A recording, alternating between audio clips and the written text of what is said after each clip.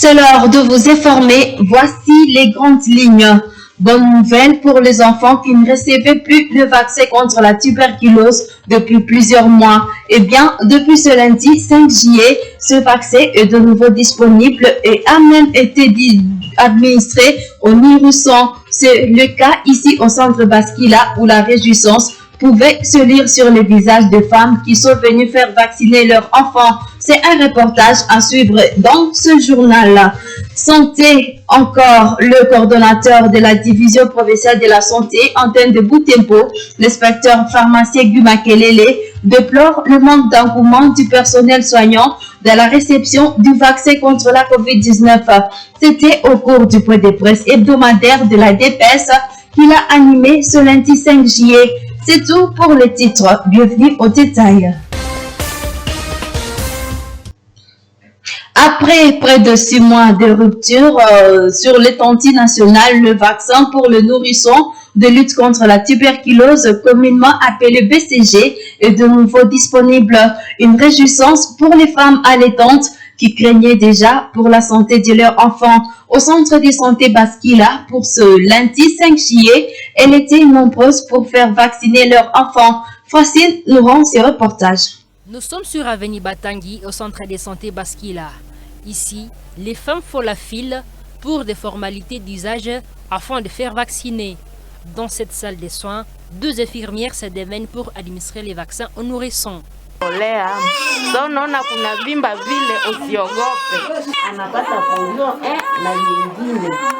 Une réjouissance pour Zawadi qui avait peur pour son enfant qui venait de faire 3 mois sans être vacciné. Elle estime que son enfant est maintenant hors du danger. Cela fait 3 mois depuis que je suis en train d'attendre le vaccin BCG pour mon enfant. Aujourd'hui, je suis fière de voir mon enfant être vacciné. Sinon, la toux et le rhume l'avaient déjà menacé.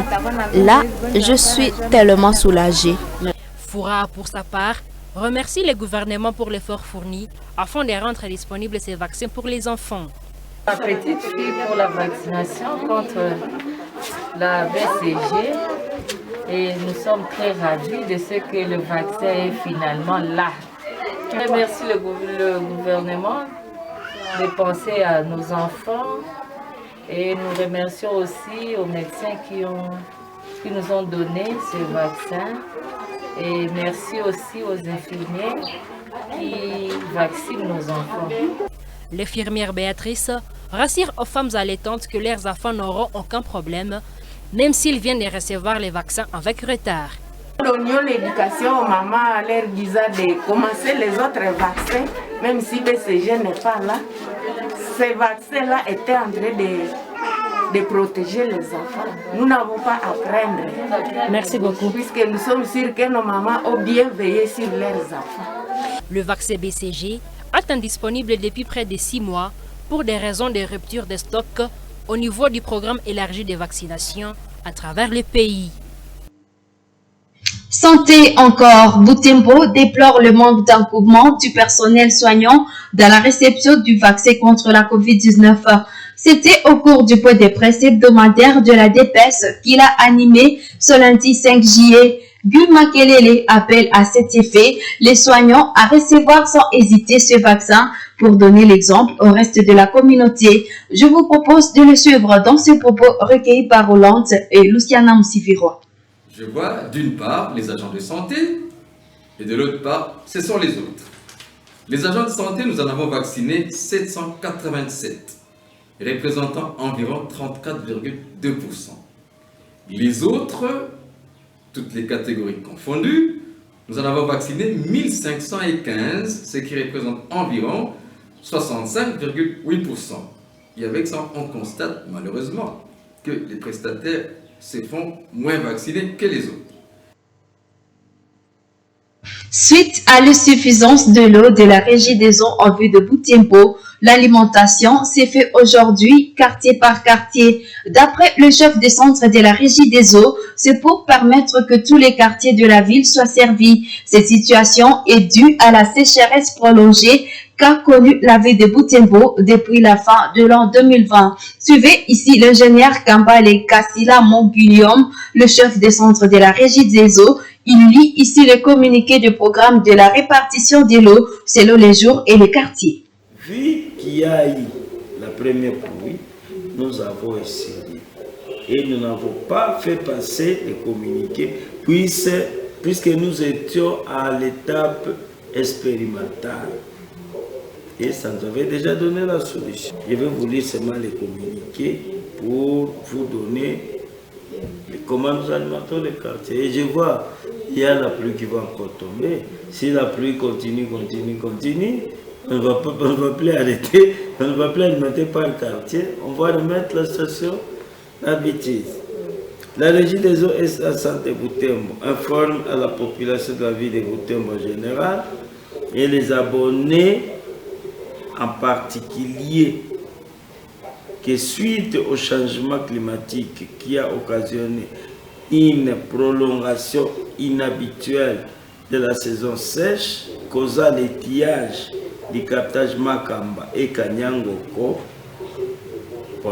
elle demande à ses abonnés de prendre toutes les dispositions pour s'approvisionner lundi et jeudi.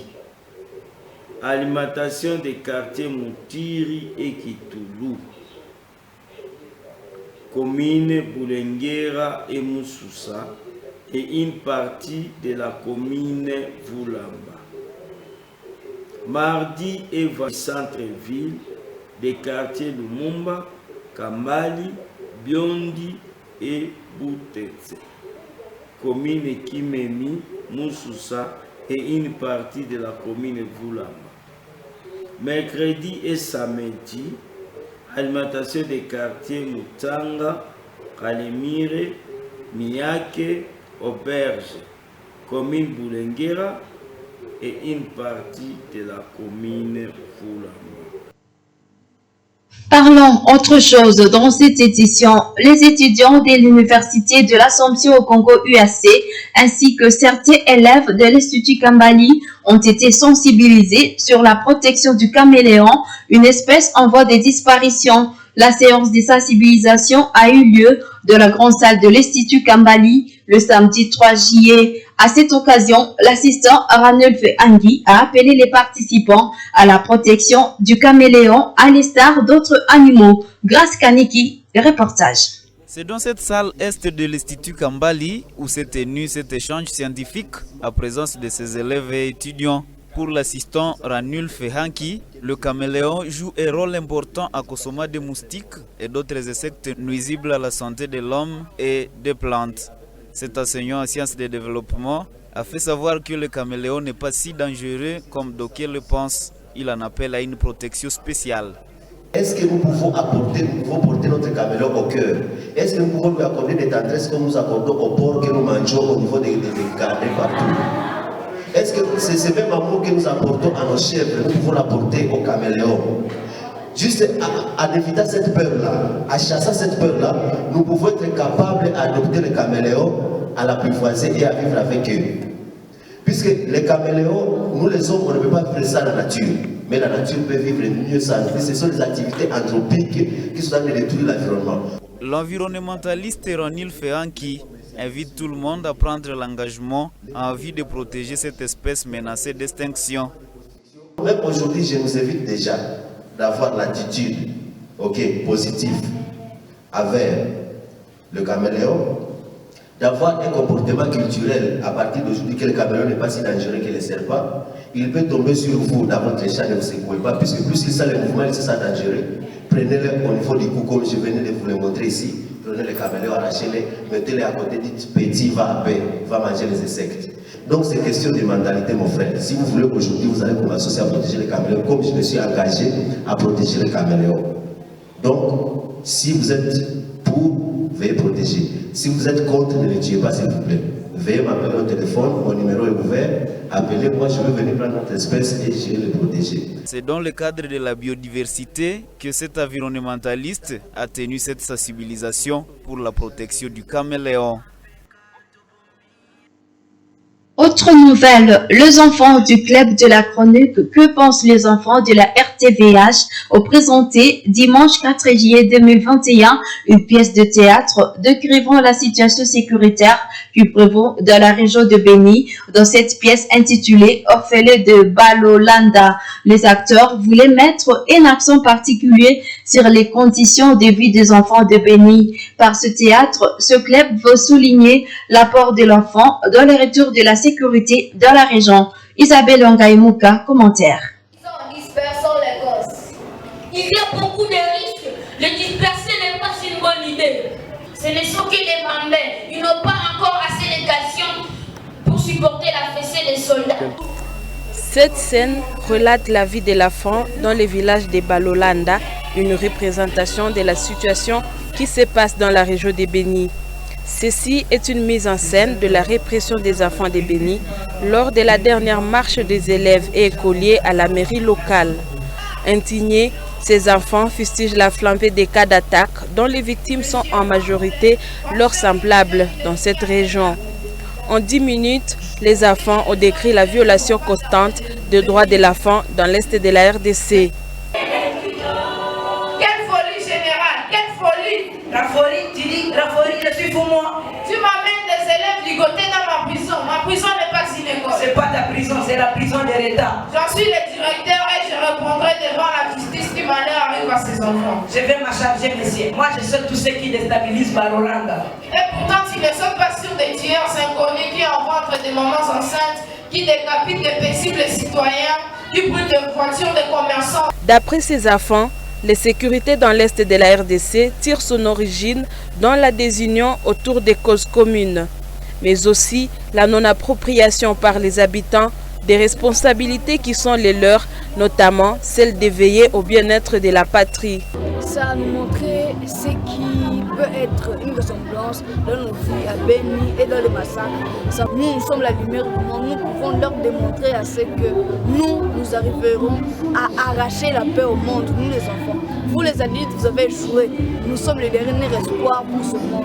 Bon, il n'y a pas la paix parce que nous ne nous rassemblons pas directement en union et faire donc une chaleur qui ramènera la paix. Mais aussi, les gens sont un peu négligents. Nous devons nous unir.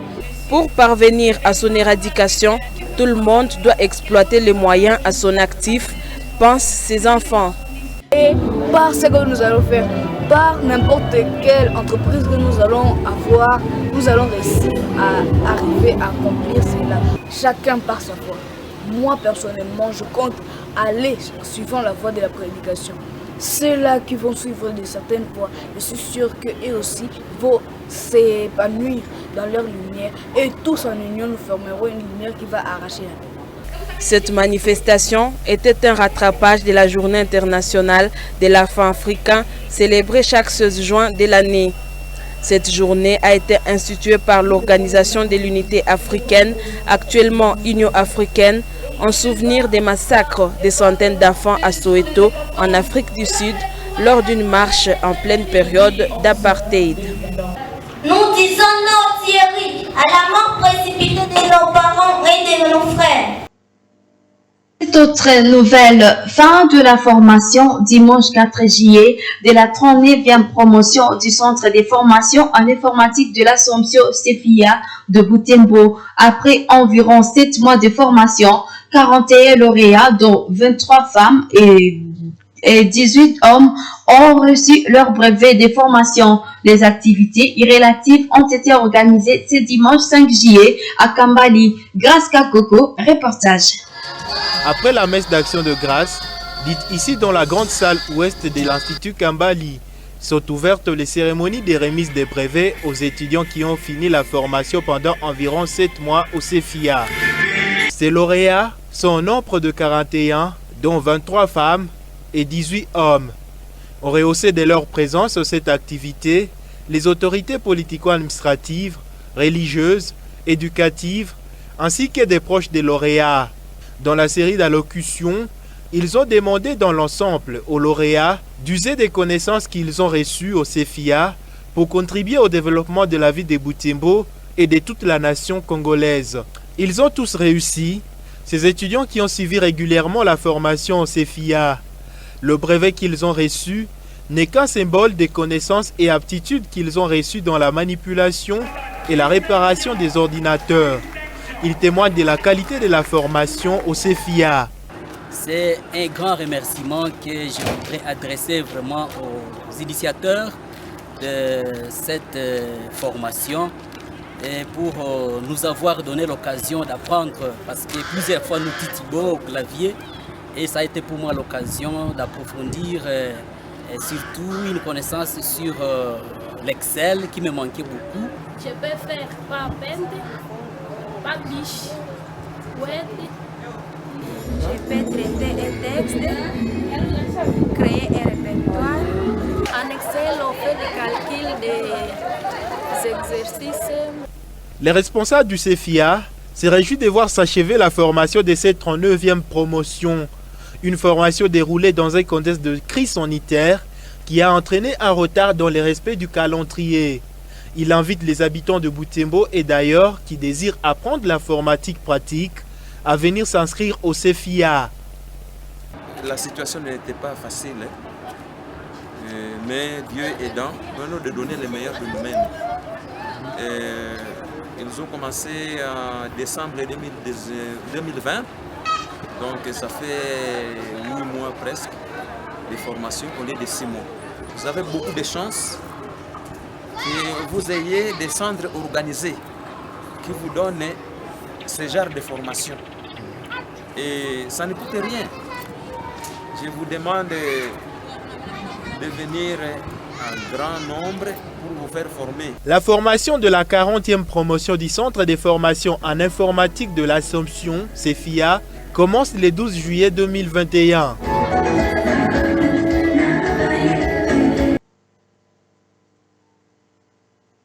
En sport, poursuite dimanche 3 juillet à Butembo du championnat de vétérans. Dans le groupe A, le VC Orange, à sa deuxième sortie, s'est encore fait accrocher par le VC Grande Famille par le score paritaire 2 buts partout au stade de l'Amitié de l'Itave. Alors que peu avant cette rencontre, le VC de l'Est s'est largement imposé face au VC Royal par 3 buts contre 0. Joël Tali détaille. C'est un dimanche plein de spectacles ici au stade de l'Itave. D'abord à 10h, c'est match entre le vétéran club de l'Est et le vétéran club Royal. Un match fou de spectacle. Intensité et combativité caractérisent ce match. Les deux équipes s'abordent avec tout sérieux.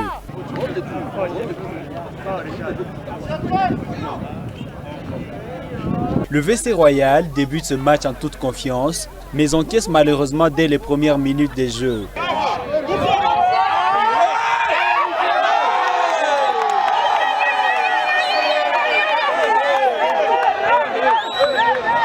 Les Noirs tentent d'équilibrer les jeux durant toute cette partie, mais les compteurs ne leur sera pas favorable, car devant eux, l'on voit des jaunes totalement motivés par leur but jusqu'à marquer un deuxième qui sanctionne la première mi-temps.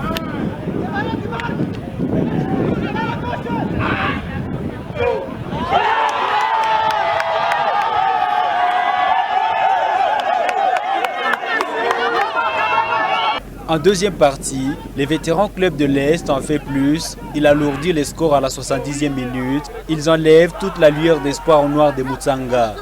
Grâce à ce succès, le VC de l'Est devient ainsi la première équipe à remporter son match, par conséquent la meilleure attaque de la compétition.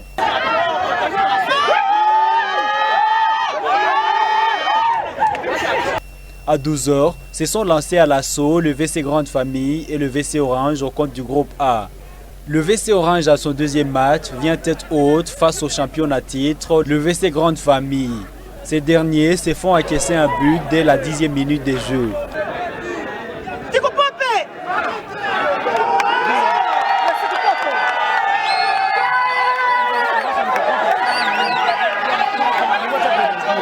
Avec une équipe type qui s'est complétée progressivement, le VC Grande Famille finira par revenir au score. La rencontre se solde sur un équilibre parfait entre les deux parties. Un but partout, au marquoir pour les deux équipes. La suite de cette compétition interviendra le dimanche 10 juillet prochain. Pour sa deuxième journée, le VC Royal tentera de se relancer face au VC Soko Peuple qui sera à son atteinte. Dans l'autre rencontre, le VC Grande Famille et le VC Moussienene vont aussi à leur tour tenter d'activer la course à la qualification dans le groupe A. Toujours en sport, un match de football a opposé les étudiants aux ressortissants de l'Université de l'Assomption au Congo samedi 3 juillet dernier au stade de Kambali. Cette rencontre sportive qui vise à renforcer l'unité entre les produits de l'UAC s'est soldée par un score de 3 buts à 1 à l'avantage des étudiants. Delphin Boya, reportage. C'est à 15h40 que le coup d'envoi de cette rencontre a été donné. Les ressortissants de l'UAC ici en vert noir et les étudiants noir-blanc se sont affrontés en amical. Dans la première mi-temps, ces étudiants ngoroba de l'école ont réussi à marquer 3 buts successifs, défiant ainsi leurs aînés.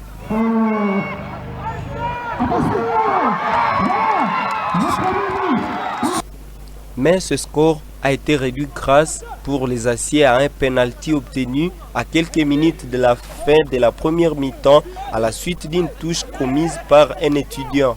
Ce score de 3-0 enregistré à première mi-temps a sanctionné cette rencontre amicale car aucune des équipes n'a réussi à marquer en seconde période. Rocky Kisoka, le capitaine des ressortissants de l'UAC, ancien ICEAB, est fier d'avoir rencontré des jeunes qui se sont lancés sur leur trace en choisissant l'UAC, l'université qui les a formés, lui et ses coéquipiers. Le match s'est passé bel et bien. Nous avons quand même joué l'expérience que nous avons encore. De notre côté, quand même, ça n'a pas été au top dans le cadre des entraînements. Nos jeunes étudiants de l'IAC, bon, ils sont en mouvement dans l'entraînement, mais nous autres, on ne fait que faire l'entraînement rarement. L'objectif, c'était un match amical. Bon, c'était un retrouvaille avec nos amis, nous ressortissants, on s'est bien familiarisé avec nos jeunes étudiants de l'IAC. Nous encourageons et nous félicitons encore les nouveaux étudiants par rapport à leur talent que nous avons vu opérer face à nous. C'est une grande chose vraiment. Et à nous aussi, bon, on ne fait que respirer encore, jouer le football dans le cadre des réveils musculaires et autres choses. Les étudiants se disent flattés par la volonté des ressortissants de partager leur expérience avec leurs cadets. Ce qui se prépare bien s'annonce clairement. Je dirais que ce sont quand même des joueurs qui ont une excellente tactique. Mais ce que moi j'ai compris, selon mon observation, je me suis rendu compte que nos géants ici, il manquait justement juste un entraînement pour eux. Mais nous quand même, on a essayé de multiplier les expériences tout au long d'une semaine. C'est la raison pour laquelle on vient d'afficher une meilleure performance. Ce match s'inscrit dans le cadre de la cohésion entre les ressortissants de l'UAC, ancien ICEAB, et les étudiants de l'UAC. Fin de cette édition, bonne suite de nos programmes.